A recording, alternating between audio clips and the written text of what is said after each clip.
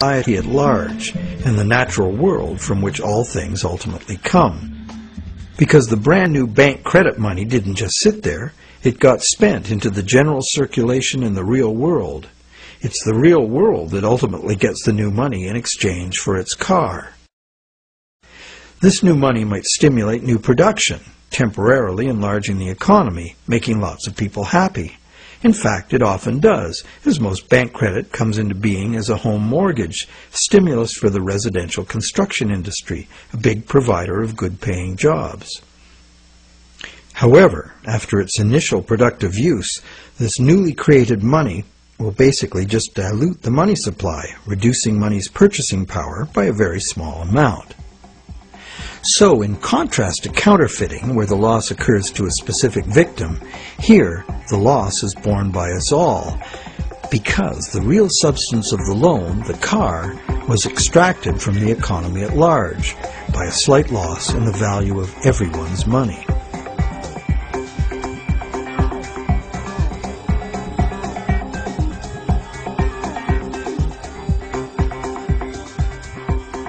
To continue our comparison of bank credit with counterfeiting, counterfeit cash eventually gets detected and removed from circulation, causing a direct loss to whoever accepted it.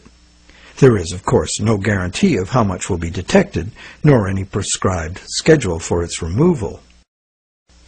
Bank credit is also removed from circulation over time because, as bank credit is paid back, the principal part of every payment is extinguished.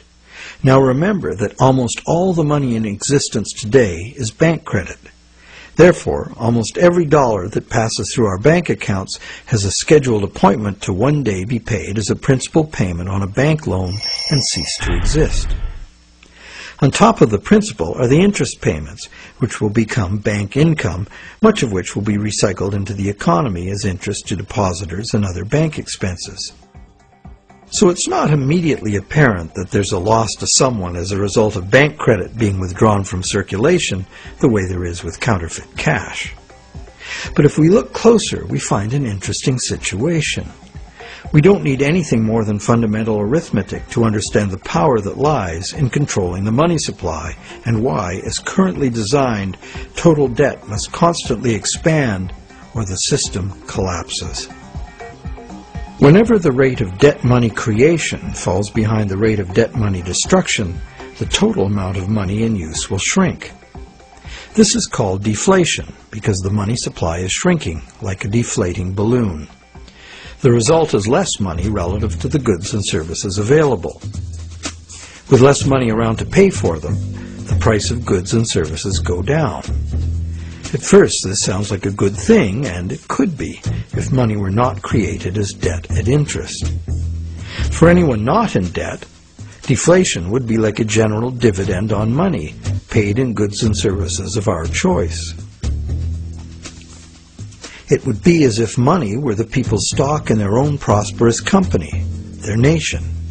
People wouldn't have to demand a pay raise. If a nation were more productive as a whole, thus deserving of a raise, everyone would benefit automatically by having their money buy more. However, this is definitely not the effect deflation has in a system where money comes in the form of interest-bearing debt. More than 95% of all money currently in existence is in the form of debt to banks, promises to pay with interest added. And as we have seen, the principal is created, but not the interest.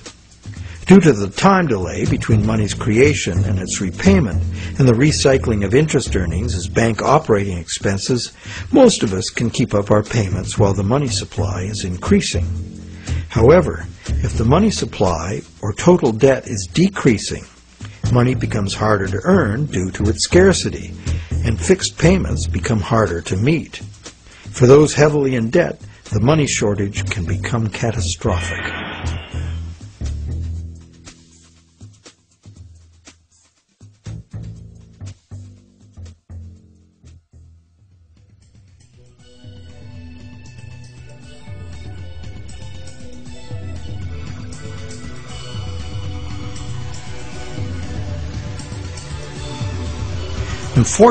Unfortunately, the psychological effects of falling wages and prices rapidly accelerate the process, as borrowers, including large businesses, lose confidence in being able to repay loans, so that they don't sign up for any. And without new loans to replace old loans, the money shortage rapidly gets worse, resulting in a decrease in jobs and purchasing power, even in the midst of abundant resources and productive capacity. This dismal spiraling math makes mass foreclosures inevitable. Prices plummet as no one wants to spend their money. Shrinking values destroy the value of loan collateral, causing banks to write off huge losses. Some even close their doors. Consumer and business confidence is lost. Rampant economic and social dysfunction follows.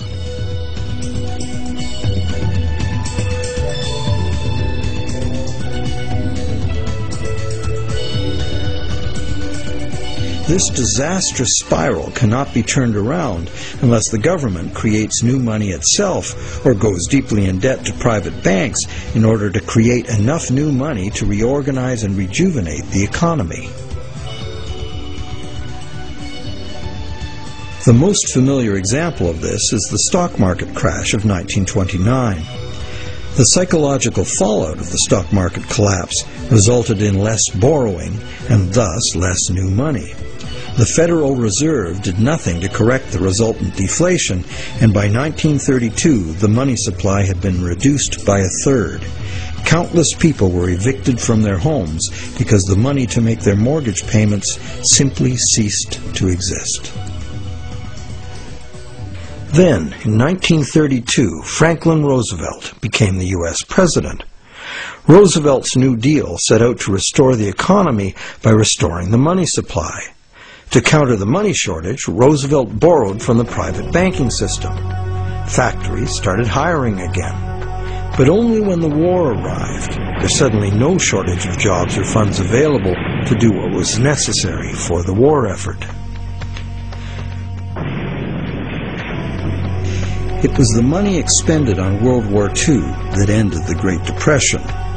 The war also resulted in 50 million deaths worldwide and led to a new hostile international balance of power with its attendant arms races, mounting debts, and sweeping social and technological transformations.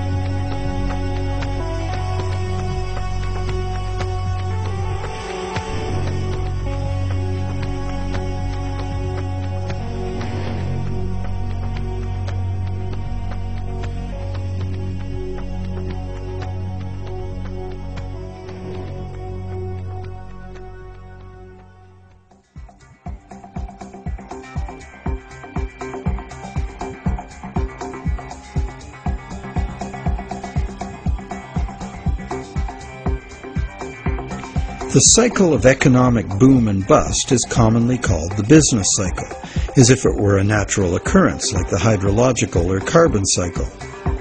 These natural cycles are ultimately driven by the sun. But what is it that drives the business cycle? One answer is the supply of money. And, as we have seen, the supply of money is dependent on loans. So let's look at what happens during the lifetime of an individual loan. We've seen how bank credit is nothing more than the bank's promise to pay, which the bank has created on its books to balance the borrower's promise to pay that it has received. The bank's promise to pay is usually spent on some real good or service and allowed to circulate, making the efficient exchange of goods and services easier to accomplish. As a medium of exchange, today's promise to pay money is unsurpassed in its usefulness and flexibility. However, because no money is created to pay the interest, a seemingly impossible situation is created.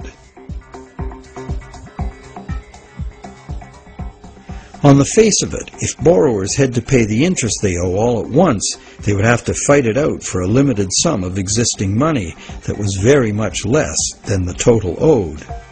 The percentage that would be unable to pay off their loans would be simple to calculate. However, interest is usually paid over time, not all at once. If this interest income is recycled into